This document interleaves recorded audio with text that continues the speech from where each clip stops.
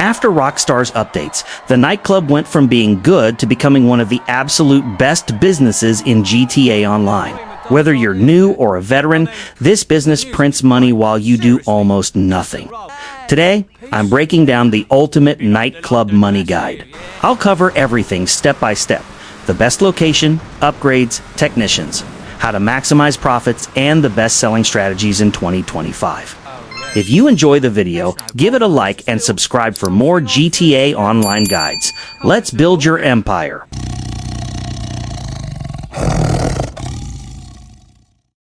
Alright, first things first, location. You need to buy a nightclub, but where's the best spot? It's always better to grab one as far north as possible. If you can afford it, go for one of the two nightclubs at the very top of Los Santos. It's just a much more central and convenient location. Some sell, resupply, and setup missions can spawn near the top of the map. If your nightclub is way down south, you'll waste extra time driving all the way up there and then hauling a slow sell vehicle all the way back through the city. That easily adds a few extra minutes every time, and honestly, it's just not worth it. Alright, let's break down nightclub upgrades. When you're buying one, you'll see options like nightclub style, light rig, nightclub name, dancers, and dry ice. All of those are purely cosmetic. If you're just starting out, don't spend money on them unless you have millions to burn just to make your nightclub look cooler. One thing that's actually worth it is the storage upgrades. By upgrading storage, you can hold more product before you need to sell, which means fewer sell runs and more profit stacking up in the background. If you can't afford it right now, don't stress. This is something you can save up for later. Having max storage just means you can wait almost a full day before needing to sell instead of running sales every few hours. Alright, so you've got your nightclub. Here's how it works. Once you head inside, you'll need to complete a few quick setup missions. They don't take long at all, so just knock them out and enjoy the process. Before we dive into how the nightclub actually works, the first thing you need to do is register as a CEO or VIP.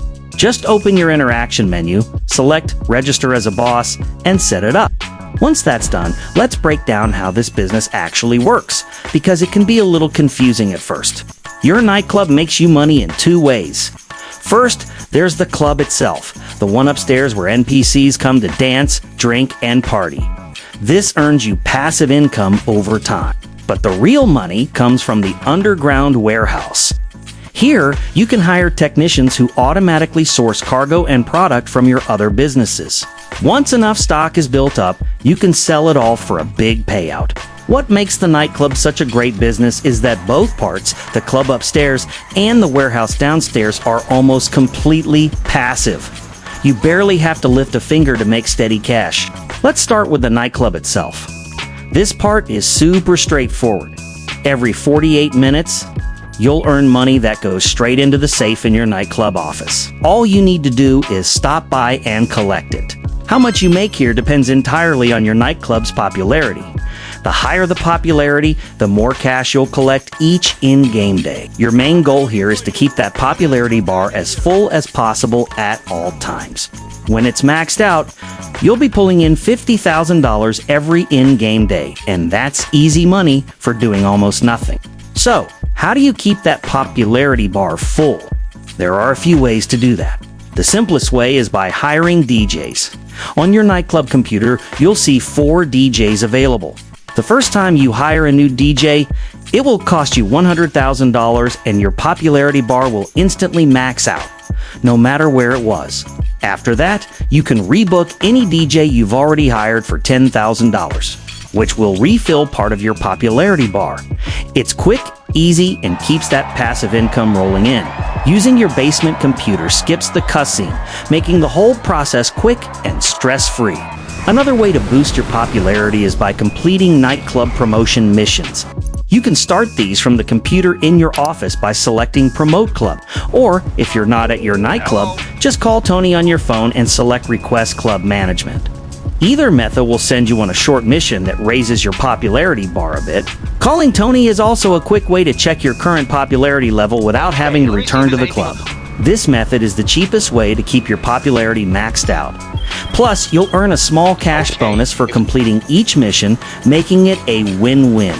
Another easy and very effective way to keep your nightclub popularity high is by using the random events Rockstar added.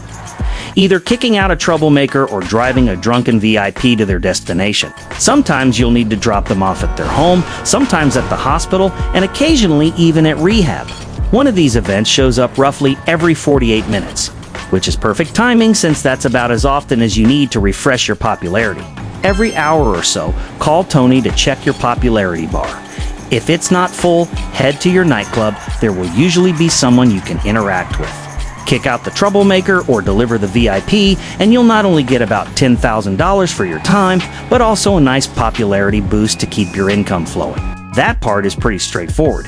If you keep your popularity maxed out, you'll be pulling in $50,000 every 48 minutes straight from your safe. Just remember, the safe can only hold up to $250,000.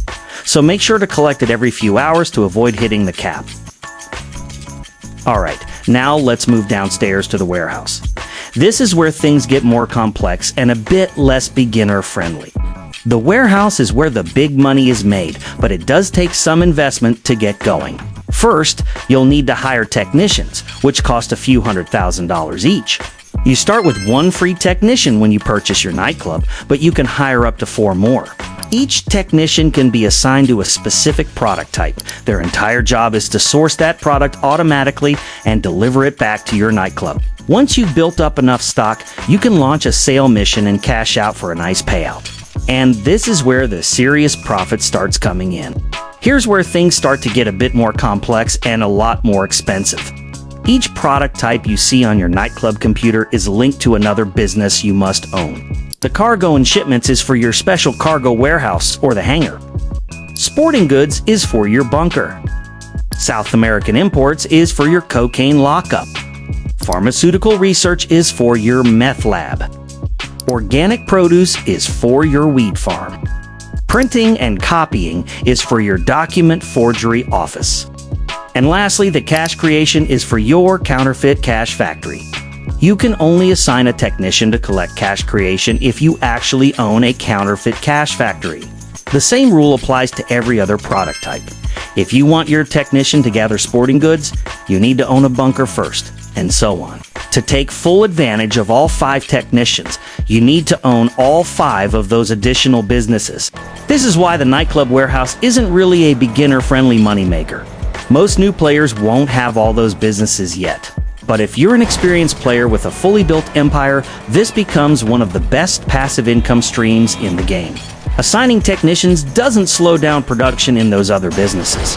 It's completely separate, meaning you're not taking away from your other operations while your technicians stock up your nightclub warehouse. So, if you want to maximize your profits, prioritize assigning technicians to South American imports, pharmaceutical research, cash creation, sporting goods, and cargo and shipments. These will give you the best return per hour and make your nightclub warehouse as profitable as possible. Before we move on to selling, let's break down the upgrades, because these can make a big difference in how profitable and efficient your nightclub is. You'll see 3 upgrades here: equipment upgrade, staff upgrade, and security upgrade. The equipment upgrade is expensive, but it's the most important. It lets your technicians collect goods faster, which means more product and more money over time. Staff upgrade is much cheaper than equipment and highly recommended if you can afford it. It slows down how quickly your nightclub popularity drops, meaning you won't need to promote your nightclub as often to keep making that $50,000 every in-game day. Next is the security upgrade. This one helps reduce how often your nightclub can get raided. Raids aren't super common, but when they happen, they can interrupt your progress. This upgrade just gives you extra peace of mind. Alright, let's talk about selling your nightclub warehouse product. This is where all the grinding pays off. Keep in mind, Tony takes a 10% cut of every sale. The good news is that this cut is capped at $100,000, no matter how much you sell.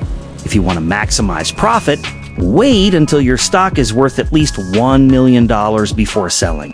At $1 million, Tony takes the full $100,000, but if you wait until $2 million, he still only takes $100,000, meaning you keep more of your money. What I love about the nightclub is that no matter how much stock you're selling, You'll only ever get one single cell vehicle, which makes it super easy to run solo. The vehicle you get depends on how much product you have. You have options like the Speedo Custom.